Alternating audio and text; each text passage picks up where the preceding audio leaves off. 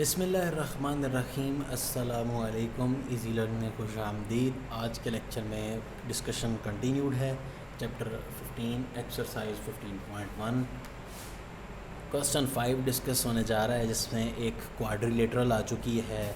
और क्वाड्रिलेटरल आपको पता 4 कोनों वाली शेप ABCD होगी।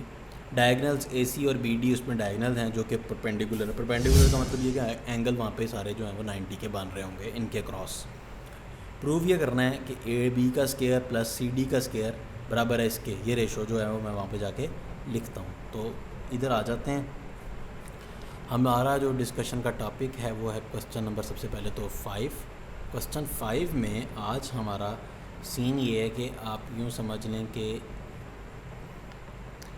एक ये डायगनल है और एक डायगनल ये है। ये दो डायगनल्स हैं जो कि आपस में इंटरसेक्ट सही क्यों नहीं मान रहा।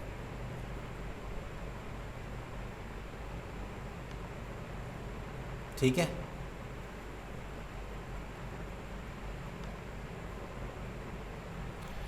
ये मैं आपको समझाता हूँ कि आपकी बुक में स्टेटमेंट क्या है। ABCD is a parallelogram. ठीक हो गया। ये जो येलो कलर में आप देख रहे हैं ये है एक पैरेललोग्राम, जिसको पैरेललोग्राम कह रहा हूँ, क्वाड्रिलेटरल क्वाड पहले भी बात हो चुकी है कि क्वाड मीन्स 4 कोनों वाली शेप। उसमें आपके पास डायगनल्स हैं, ये जो कि कॉर्नर को कॉर्नर से मिलाता है, डायगनल कहलाता है। जब भी कोई डायगनल होता है वहाँ पे उसने ये कहा है कि डायगनल वहाँ पर जो एंगल्स हैं वो 90 के बना रहे हैं। इसका मतलब ये भी 90, ये भी 90, सारे चारों तरफ ये भी 90 हैं। ठीक है, तो अब ये जो सेंटर पॉइंट है उसको मैं O का नाम दे रहा हूँ। ठीक है, और इसी के साथ साथ उसने मैं ये कहा है कि आपके खिदमत में एक रेशो पेश कर रहा हूँ और उस रेशो को आप प्रूव कर दें बराए मेहरबानी। तो हमने कहा है जी अगर आप इतनी ही रिक्वेस्ट कर रहे हैं बुक वाले तो क्यों ना आपकी हम इस रिक्वेस्ट को रद्द नहीं करते और प्रूव कर देते हैं। ये रेशो है जनाब जो कि आपने प्रूव करनी है अपने मुबारक हाथों से। हमारे जो स्टूडेंट्स हैं वो अब इतने आगे चले गए हैं कि वो इजीली इसको बग़ैर देखे हुए पहले ही कर चुके हैं। आई नो, मुझे इतनी उम्मीद है। अब सबसे पहले तो आपको थोड़ा सा क्वेश्चन मज़ीद समझाया जाए, अपनी रिक्वायरमेंट को यूज़ करें। देखें, AB ratio of AB to CD, ठीक है, ये वाली रेशो डिवाइडेड बाय ये रेशो। ठीक है, मैं थोड़ा सा इसका पॉइंटर यूज़ करूँगा बड़े वाला ताकि बात हो जाए आसान। वो कह रहा है कि जनाब ये जो रेशो है ना, ये वाली और ये वाली, इसको डिवाइड करने पे जो आ रही है वो बराबर है इसके और इसके। तो कोई मसला नहीं है, रेशोज़ हम लोग ऑलरेडी पढ़ चुके हैं प्रोपोर्शंस वगैरह में।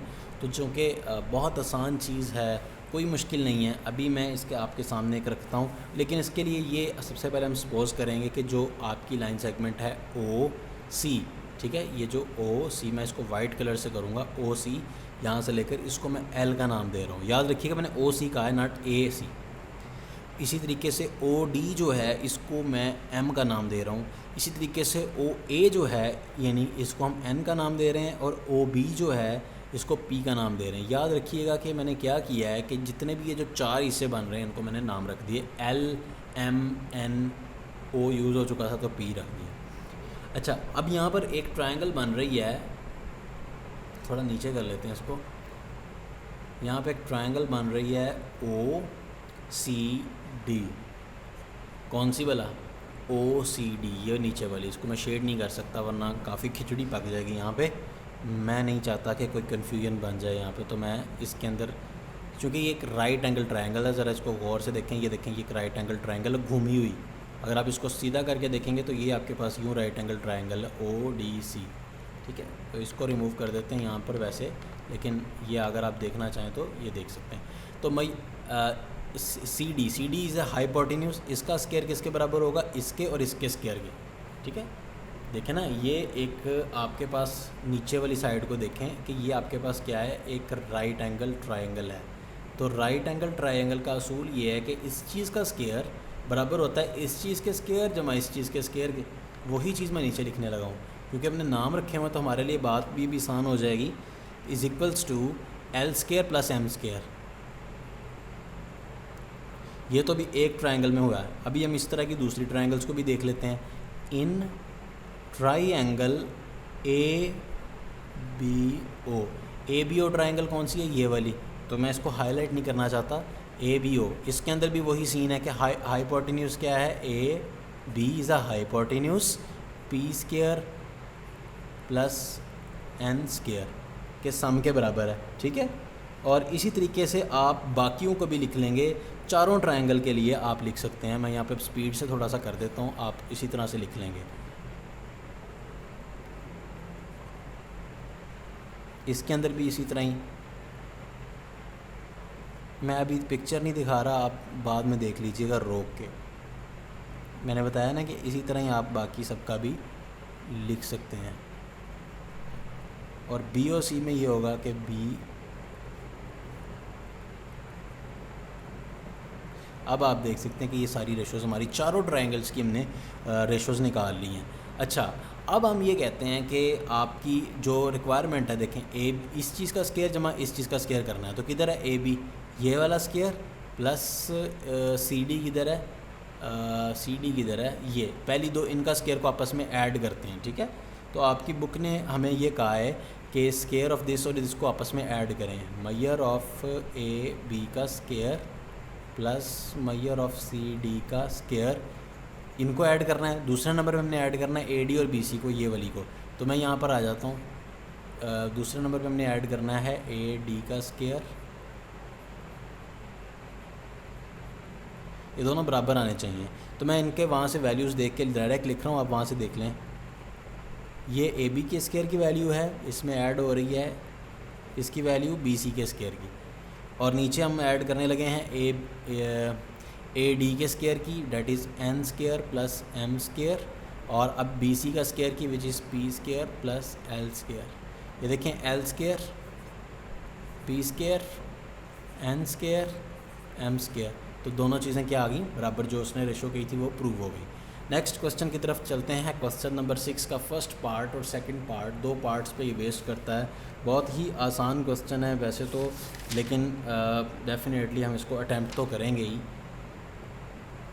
क्वेश्चन पहले रीड कर लेते हैं, फिर इसके ऊपर बात करते हैं। इन ए ट्रायंगल ए बी सी, आपके सामने एक A B C triangle show हो रही है as shown in the figure. Measure of angle A C B, यहाँ पर ए सी और ये जो बी है ये 90 डिग्री है, उसने कंफर्म बता दिया।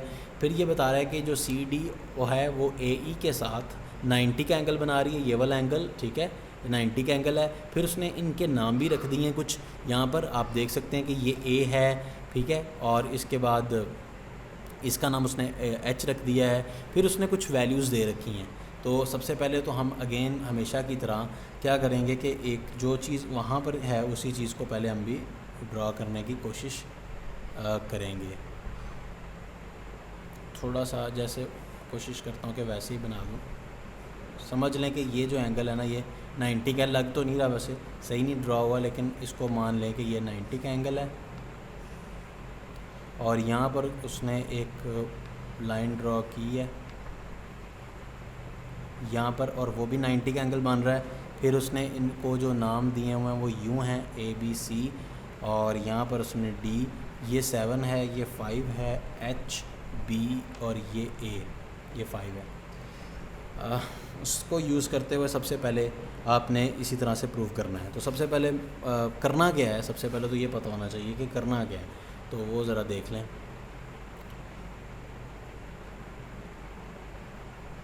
Show that in a figure find the length A H and B. तो लेंथ फाइंड करनी है ए की, एच की और बी की। ये तीनों लेंथ्स आ रही हैं, इनको आपने फाइंड करना है। तो सबसे पहले मैं क्या करता हूँ कि राइट एंगल ट्रायंगल आप यहाँ पर देख रहे हैं, कौन सी बन रही है? A B. बड़ी वाली ट्रायंगल को मैं देख रहा हूँ, सबसे बड़ी वाली ट्रायंगल ए बी सी को। तो ए बी सी, तो इसमें आप देख सकते हैं कि जो ए बी है यहाँ पर वो हाइपोटेन्यूज है ना, क्योंकि ये 90 है, उसके सामने वाला A B hypotenuse. A B का स्क्वायर किसके बराबर होगा? ए सी के स्क्वायर के प्लस सी बी के स्क्वायर के, ऐसा ही है। तो अगर मैं इनकी वैल्यूज़ लगाऊँ, ए बी की वैल्यू क्या है? 7 + 5 करूँ तो ए बी बन जाएगा। 7 और 5 को ऐड करूँ तो ए बी बन जाएगा। और ए सी का नाम क्या है? ए स्केयर और बी स्केयर सिंपल, यानी कि बी स्केयर प्लस ए स्केयर। 7 और 5 को ऐड करने पर 12 आ रहा है, ए स्केयर और बी स्केयर आ रहा है। और अब हम यहाँ से ये लिख सकते हैं कि a square plus B square is equals to 12। हमारे पास एक स्टेटमेंट आ गई। अब आप यहाँ पर देख सकते हैं कि एक और राइट एंगल ट्रायंगल बन रही है सी डी बी। कौन सी भला? सी डी बी, ये वाली, इस साइड, उस साइड वाली। और इसमें भी वही रेशो हम यूज़ करेंगे सी डी बी में, यानी कि ए स्केयर जो है ये हाइपोटेन्यूज है ना, 5 और एच के स्केयर के बराबर होना चाहिए, यानी कि is equals to h square plus 5 square. तो डायरेक्ट मैं इसको थोड़ा सा कर रहा हूँ कि a square minus H square is equals to 25। ये हमारे पास सेकंड इक्वेशन आ गई, ये हमारे पास फर्स्ट इक्वेशन आ गई। ये मैंने थोड़ा सा डायरेक्ट किया है, अगर आपको समझ नहीं आ रही क्योंकि ये टाइम शॉर्ट है तो बेसिक मैथमेटिक्स को मैं थोड़ा सा डायरेक्ट कर रहा हूँ। इसी तरीके से आपके पास इस साइड वाली जो ट्रायंगल है इसको भी देख लेते हैं। इन ट्रायंगल का नाम क्या है इसका? ए सी डी। इसके अंदर भी उसी तरह से ये जो है बेस, ये हाइपोटेन्यूज है, बी ये परपेंडिकुलर और ये बेस है, तो 7 स्केयर प्लस एच स्केयर। तो यहाँ पे भी हम चूँकि इंटरेस्टेड हैं किस में, जो एग्जैक्ट फिगर है उसको मैथमेटिक्स उसको एक साइड पे कर लें। B square minus H square is equals to 49। तो ये आपके पास क्या होगी? तीसरी इक्वेशन आ चुकी है। अब हम कोशिश करेंगे कि इन इक्वेशंस को सॉल्व करते हुए ए बी सी की वैल्यू निकाल लें। बहुत आसान है, कोई मुश्किल नहीं है। सबसे पहले मैं ये करता हूँ कि अगर मैं ये कर दूँ कि तीसरी और चौथी इक्वेशन को सिंपल आपस में क्या करूँ? ऐड कर दूँ, तो क्या होगा? देखते हैं क्या होता है।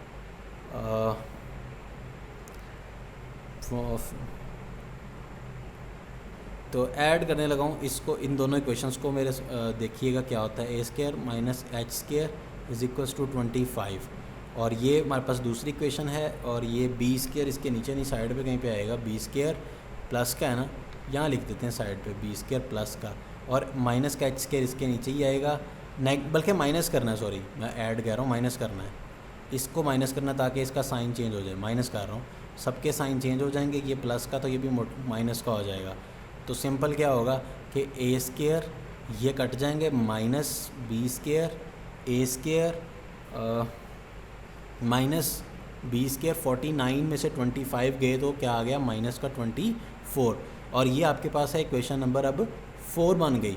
अब हमारे पास एक इक्वेशन ये है और एक इक्वेशन ये 1 है, बल्कि 2 भी है। तो हम 1 को यूज़ करते हैं, अब 1 को और 4 को। ये इक्वेशंस हमने सॉल्व करना पहले सीखी हुई है, इसलिए मैं थोड़ी स्पीड से करता जा रहा हूँ। तो इन दोनों को हम आपस में ऐड करने लगे हैं। तो इसके नीचे मैं लिख रहा हूँ a square plus B square is equals to 12। Add किया, साइन चेंज करने की ज़रूरत नहीं। तो आपके पास क्या बना? 2 ए स्केयर, एक ए स्केयर ये, एक ए स्केयर ये, तो पीछे माइनस का 12 आ गया। ठीक है, माइनस का क्या आ गया? 12 आ गया। तो ए स्केयर की वैल्यू क्या आ गई? ए स्केयर की वैल्यू आ गई, मुझे कोई मिस्टेक तो नहीं मेरे से हो गई? हाँ, मुझे लग रहा है कि मुझसे कोई मिस्टेक हुई हुई है, जस्ट चेक कर लेने दें। हाँ ये देखें, क्योंकि मेरे नोट्स नहीं है, मैंने नोट्स में भी सॉल्व किया होता पहले। ये देखें, आप में से कुछ लोगों ने नोट तो कर लिया होगा। 12 का स्केयर था 144, क्योंकि मेरे नोट्स में 144 लिखा हुआ है, तो यहाँ पे आएगा 144। अच्छा, ये है माइनस का 144, और यहाँ पे आपने 2 उधर जाके भेज दिया तो ये डिवाइड में आ जाएगा। जब 2 इससे डिवाइड होगा 144 से, तो आपके पास सिंपल क्या आ जाएगा?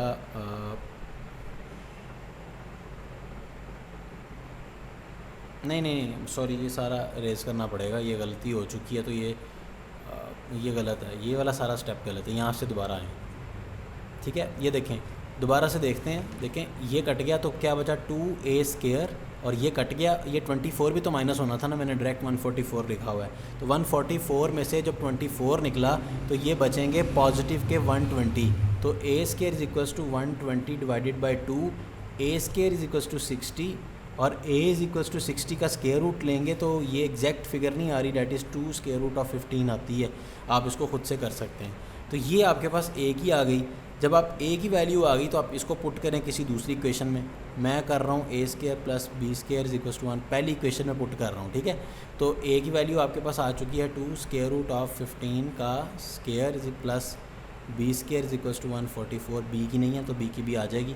जब इसका स्केयर लिया तो 4 into 15 plus B square is equals to 144, तो बी स्केयर की वैल्यू किस तरह आ जाएगी 144 माइनस ये सारी जो टर्म है ये उधर जाके क्या हो जाएगी माइनस 15 इंटू 4 कितना होता है। तो इसको जो भी होता है इसको आपने खुद से करना है, ये क्वेश्चन नहीं मैं कर रहा क्योंकि सिंपल मैथमेटिक्स है, वैसे इसको खुद ही करें, टाइम सारा इसने ही ले जाना है। सेकेंड पार्ट क्या कहता है इसको भी मैं यहीं से बता देता हूँ। Find the value of x in the shown figure. यहाँ पर आपके पास एक फ़िगर आ रही है, इसमें एक्स की वैल्यू फाइंड करनी है, तो मैं इसको आपको हिंट ज़रूर दे देता हूँ कि किस तरह से फाइंड करनी है।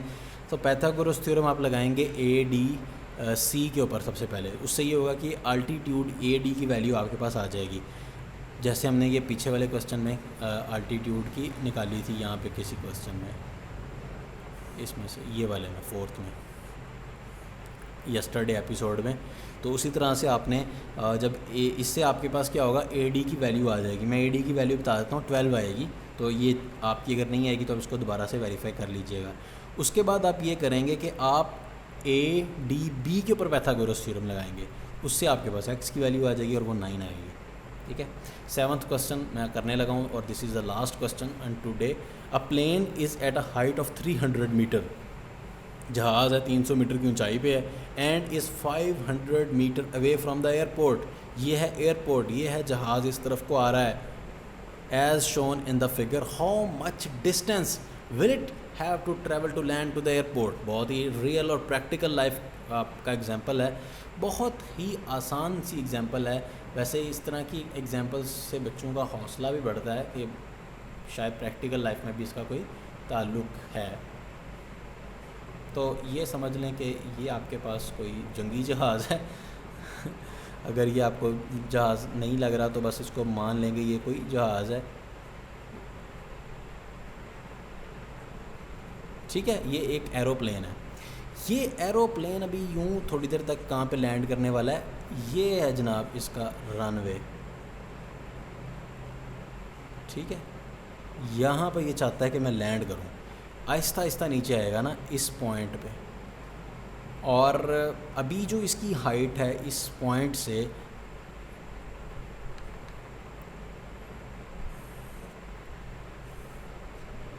वो बताई जाती है कि ये 300 मीटर की ऊंचाई पे है एट दिस पॉइंट।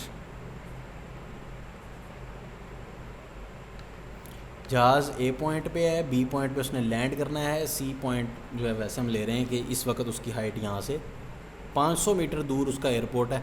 बताइए कि ये अगर वो हॉरिजेंटली मतलब कि ऊंचाई उसकी एक जितनी ग्रेजुअली वो डिक्रीज़ कर रहा है तो कितना उसको फासला ये जो डिस्टेंस है तय करना पड़ेगा। ये 20 ए इज़ द डिस्टेंस और ये हमने फाइंड करना है, और ये राइट एंगल ट्रायंगल बन गई। सिंपल पाइथागोरस थ्योरम लगा दें। क्या मुश्किल काम है कि नहीं मुश्किल काम। हम जानते हैं कि ए बी का स्केयर इज़ इक्वल्स टू ए सी का स्केयर प्लस बी सी का स्केयर। ए सी कितना है यहाँ पर जनाब 300,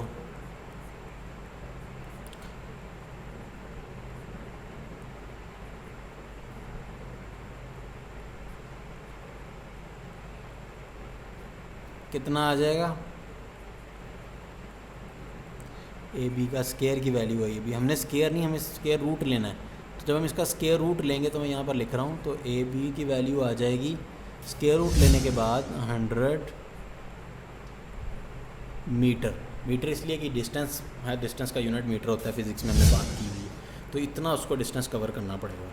आज के लिए बस इतना ही। कमिंग लेक्चर में हम फिर मज़ीद इसके ऊपर आगे जो क्वेश्चन रिमेनिंग बच गए हैं उनको भी डिस्कशन का हिस्सा बनाएंगे।